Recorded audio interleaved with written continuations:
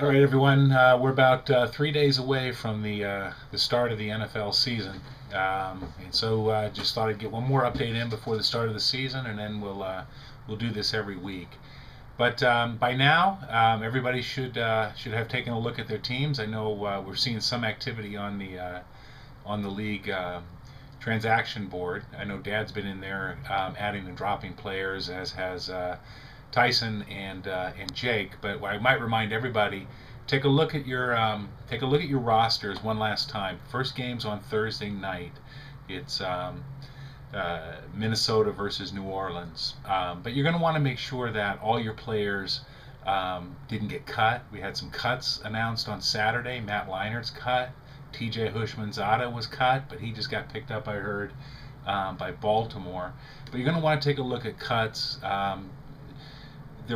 Some players might be on your roster that don't have a home right now, and I know TJ Hushmanzada was one, but there was another one, Vincent Jackson, and even though I play her in week one, Dawn, you may want to take a look at Vincent Jackson. He's out for the year. I think there's an injury there.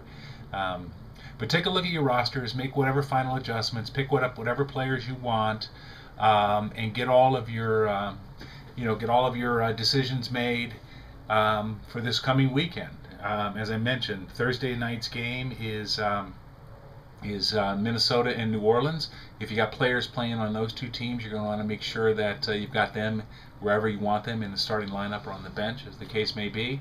And then we have a full slate of games on Sunday, and then the games on Monday night.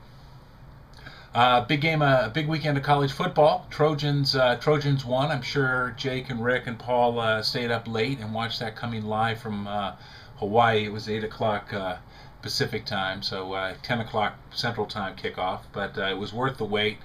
Although I must say I've got my concerns about the Trojans. They look good on offense, but defense, the Rainbows were able to score at will. It was about 46-35 was the final score. Trojans won, of course, but the defense looked porous. But I'll give you more of an update for the Trojans next week. I'll be going to the game this coming Saturday against Virginia here at the Coliseum.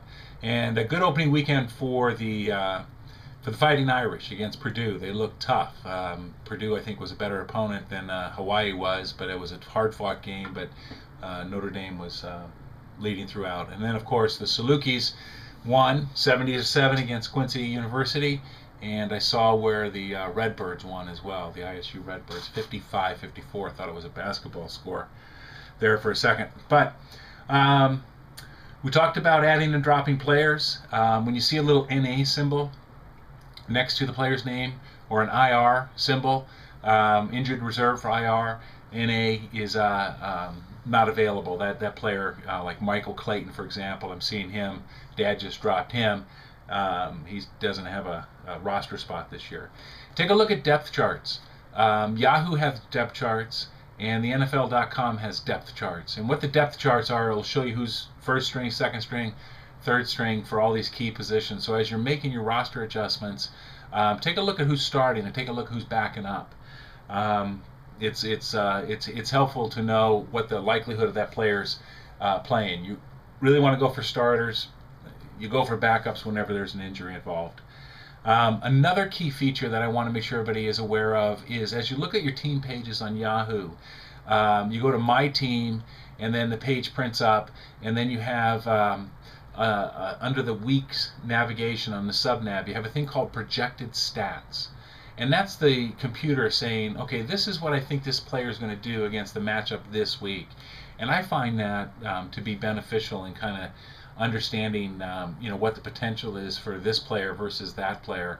Sometimes it's obvious. Sometimes you're going to go with your number one guy. But when you have a decision to make, or you've got 2 or 3 wide receivers on the bench, and you want to get the most out of them, I find value in that projected stats tab. The other thing I'd point out is, as I was looking at this on Saturday, I know Jake's been online, but I know, Jake, you had an open spot on tight end. So I just tell everybody to take once again, remind everybody to take a look at your roster. Make sure you don't have any open spots open. Make sure you don't have any IRs or NAs. and get your rosters set for Thursday night if you got a Packer, or excuse me, a Viking or a Saint, and then by Sunday morning for everybody else. But another quick thing I want to do is just go down and introduce everybody and give my prognosis for the game and make some picks. So I'll do that every week as well. So the first game this week is Smell This versus the Rednecks. Rednecks is coached by Don Menser, and I think this might be Don's first year at fantasy. With Favre, she still's got Vincent Jackson in there, so I think she's going to want to get that taken care of. But she's got Favre in there as long as Randy Moss and Steven Jackson, so it's got a good core team.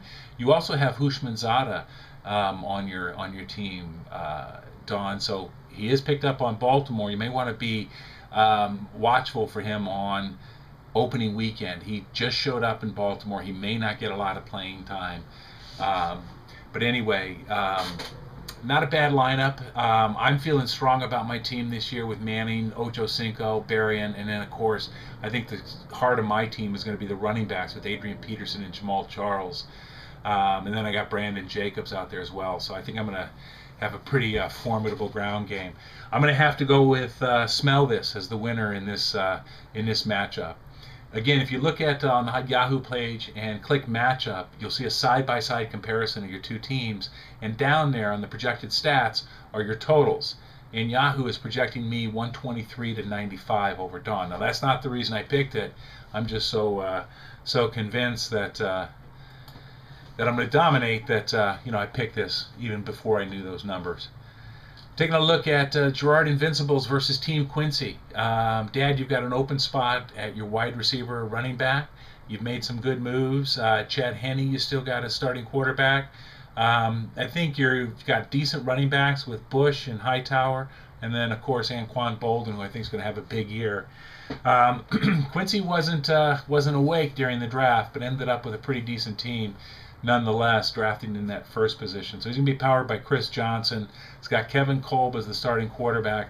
I think his wide receivers and his running back are going to be his core strength, Miles Austin and Pierre Garçon. Right now, Yahoo's picking Team Quincy 117 to 69. Again, Dad, you got to take a look at. And you've got an interesting pick at wide receiver, Dad. You got Joe Webb, who's listed as a quarterback / wide receiver. This is where I think you might want to take a look at the depth chart. I don't know who the hell Joe Webb is, and right now he's not going to give you many points. You may want to take a look at that. And since he's on Minnesota, you may want to make that fix before Thursday, Dad, or else you're just giving points away. So anyway, I'll take Team Quincy in that one. Taking a look at Blue and Gold versus Veronica Bolden. This is Jake. And Veronica. Veronica's got that Giants helmet on there as the avatar. Oh, at any rate, I think Veronica's got a good team. Schaub had more yards than anybody last year. Johnny Knox and Hines Ward, not so sure. But the ground game there at V. Bolden with Sean Green and Rashard Mendenhall is tough. For Jake, Ryan Matthews and D'Angelo Williams in the backfield. That's a pretty good combination.